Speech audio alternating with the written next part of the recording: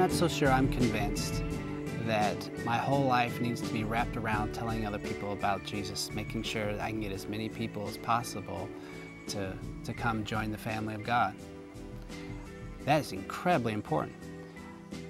But more important is what I think Jesus said in the first and greatest commandment, was to love the Lord your God with all your heart, soul, mind, and strength. And then what?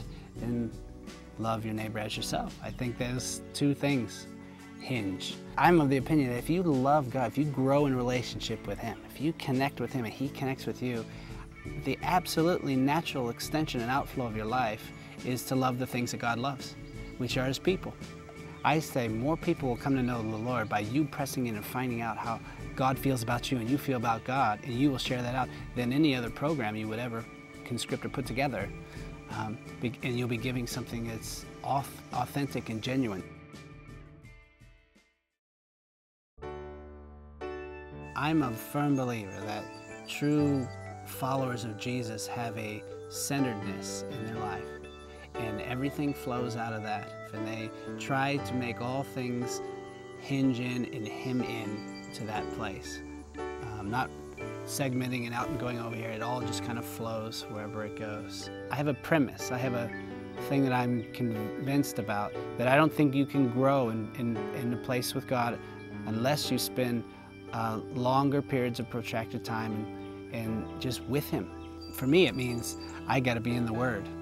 And so some that would sound kind of a legalistic thing. Well, that means I just have to scrape out this much more time out of the schedule.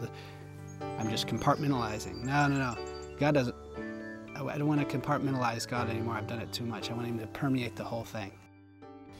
Over the next 4 sessions, we're going to have some roundtable discussions, and today we have Steve and Issy and Latria. Thanks for being here. What are some ways that you pursue God in your personal relationships?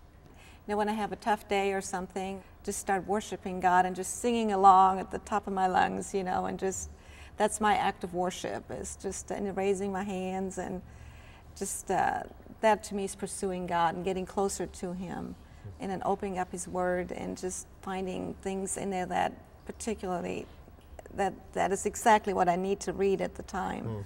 You know God is speaking to you. I love dancing for Him. I'll like dance by myself. I'll be alone and I'll just dance around. And so I put on a little performance for the Lord. And it's fun. It is. I do that. And I write poetry. I write poems to Him. Some of them are pretty gritty and rough and dark, and it's my honest cries. And some are beautiful. How about you, Steve? How do you pursue God? I think it's almost like, kind of like a discipline in a way. It's like being committed to the basics. You know, just sometimes, like you know, if I'm reading the Word or the Bible, and sometimes it gets stale, I'll go buy a little New Testament, and then I'll do a study. Like right now, I'm doing a study on circling every dream or vision or supernatural experience in the New Testament right now. So I'm just kind of underlining that and just reading through it. And sometimes I'll get a cup of coffee and go out my patio and have a Bible and just listen to the birds, or go for a walk. Sometimes that when I really need to shut down, I just go for a walk.